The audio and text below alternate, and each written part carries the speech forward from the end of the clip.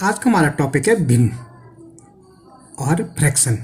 ठीक है, क्या होता है भिन्न या फ्रैक्शंस। ठीक है, भिन्न क्या होता है? भिन्न हमारा क्या होता है जिसको हम बटे में लिखते हैं, जैसे 1/2, 3/4, इनको हम भिन्न कहते हैं।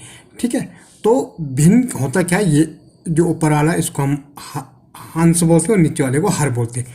तो भिन्न की अवधारणा क्या है, मतलब होता क्या है भिन्न? भिन्न, ठीक है, एक भिन्न क्या होता है? एक भिन्न का अर्थ क्या होता है? एक भिन्न का अर्थ होता है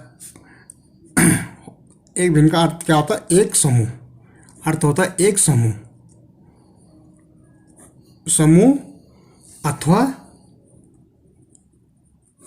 समूह अथवा एक क्षेत्र।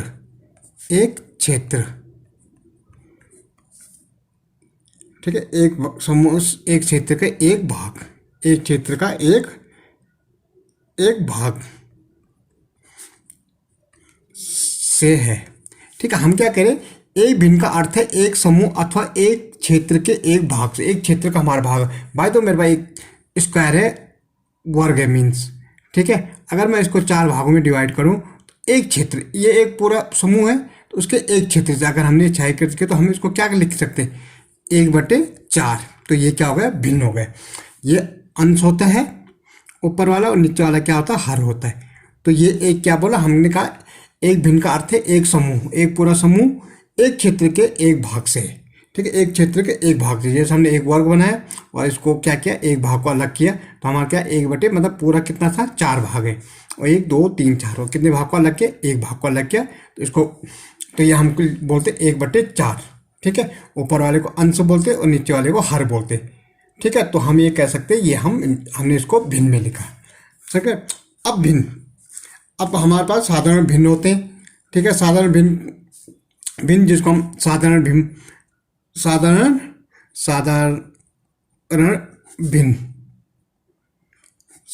क्या होता है? जैसे 3/4, 3/4, 5/10, 6/7, ये क्या है? साधारण भिन्न है। ये सारे क्या है? साधारण भिन्न है। ठीक है, लेकिन दूसरा हमारे पास आता है दशमलव भिन्न। क्या आता है? दशमलव भिन्न। अब दशमलव, जैसे आपको पता है कि दशमलव आ रहा था, दशमलव का मतलब क्या होता? दशमलव, जैसे हम लिखेंगे 1.2, तो ये दशमलव हो गए। ठीक है, तो आप साधारण भिन्न में क्या होता? वो भिन्न होते, वो दशमलव भिन्न वो भिन्न होते हैं, वो भिन्न जिनके हर 10 या 10 की किसी भी घात के रूप में है, किसी भी घात के रूप में हो, दशमलव भिन्न कहलाता है। क्या कह रहा है ये? दशमलव भिन्न वो होते हैं जिसके बाद हर 10, हर में 10 या 10 की किसी भी घात में हो, जैसे 1/10, 2/10, 5/10 या 6/10 का पावर 2 वर्ग। तो ये क्या है? दशमलव भिन्न। ये दशमलव भिन्न है। ठीक है, तीसरा हमारे पास आता है उचित भिन्न। उचित भिन्न क्या होता है? जिसमें अंश क्या होता? अंश हर से छोटा होता है, जैसे 1/2, 3/5, 6/8। तो हर से उचित भिन्न में हमेशा अंश छोटा होता हर से। उचित भिन्न में अंश छोटा होता हर से, जैसे 3/5, तो ये 5 बड़ा है और अंश छोटा है। यहाँ भी अंश छोटा है और हर बड़ा है, तो इसको बोलते हैं उचित भिन्न। और चौथा हमारा होता है विषम भिन्न। अब विषम भिन्न में क्या होता है? विषम भिन्न में क्या होता है? इसमें अंश बड़ा होता है, जैसे 2, 4/2, 6/5, 6/3। तो इसमें देखो, उचित भिन्न में हर बड़ा होता है और विषम भर में अंश बड़ा होता है। समझिए आप लोग क्या डिफरेंस है? उचित भिन्न में क्या बड़ा होता है? हर बड़ा होता है, और विषम भिन्न में अंश बड़ा होता है। ठीक है, और संयुक्त भिन्न क्या होता है? फिर होता है संयुक्त भिन्न। ठीक है, इसमें क्या होता है? एक पूर्णांक संख्या होती है, एक पूर्णांक संख्या एक उचित भिन्न को जोड़ने पर योगफल होता है। ठीक है, जैसे 1 4/5, 2 3/5, 3 6/4। ये क्या उचित भिन्न है, ये क्या है उचित भिन्न है। ठीक है, ऐसे हमारे पास इकाई भिन्न होते हैं। एक होता है इकाई भिन्न। इकाई भिन्न क्या होते हैं, जिसके ऐसा भिन्न, ऐसा भिन्न जिसके अंश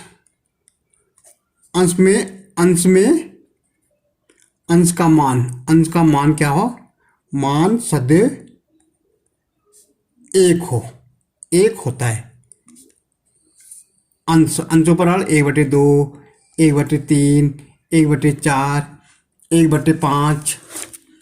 ठीक है, ये सारे क्या होते हैं, अंश होते हैं।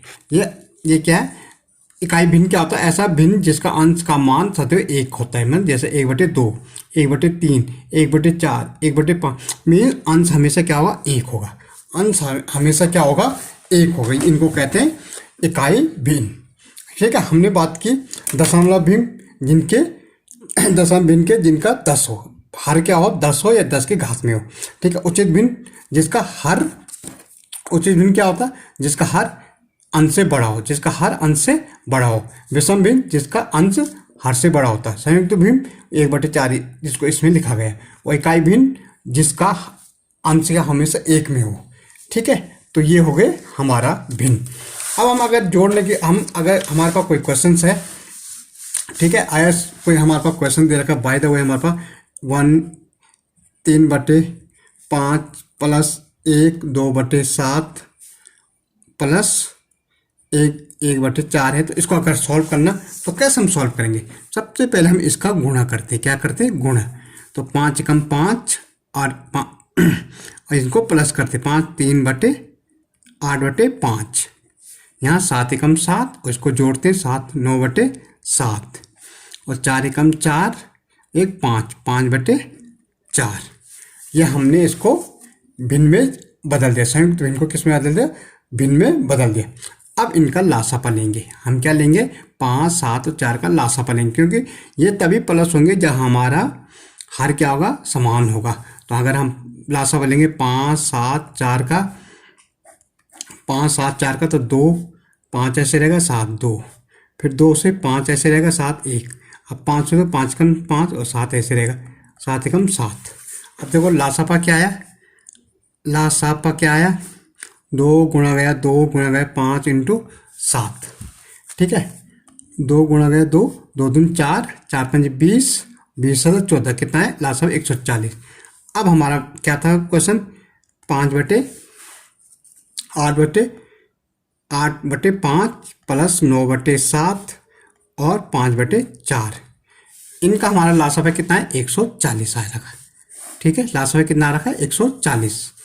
ठीक है, एलसीएम अब हमने लिख दिया।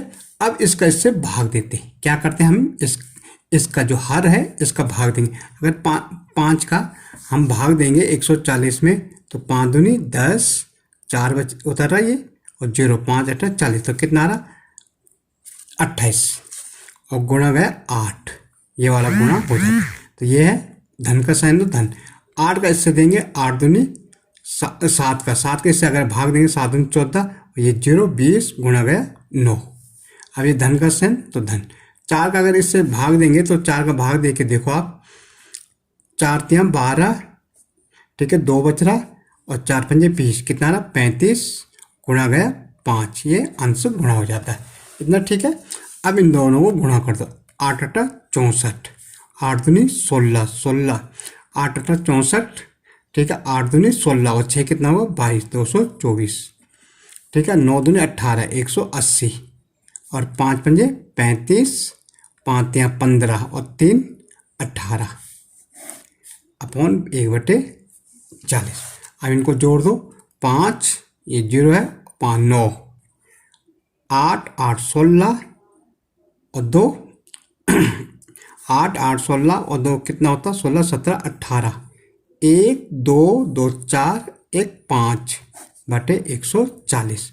तो हमारा ये होता है। अगर इसको संयुक्त भिन्न में चेंज करना तो फिर भाग देना पड़ेगा, 140 का भाग देना पड़ेगा हमें 589 में, अब हम देंगे तो कितना टाइम आ रहा, अगर आप करके देखोगे तो 5 2 3 4 4 का देंगे। अगर हम 140 में 4 का देंगे, 0 16, 4 एकम 4, एक 5, 560 हो रहा, तो कितना 4, तो 460, तो 9 का ऐसे बचेगा, 8 में से 6 गए 2।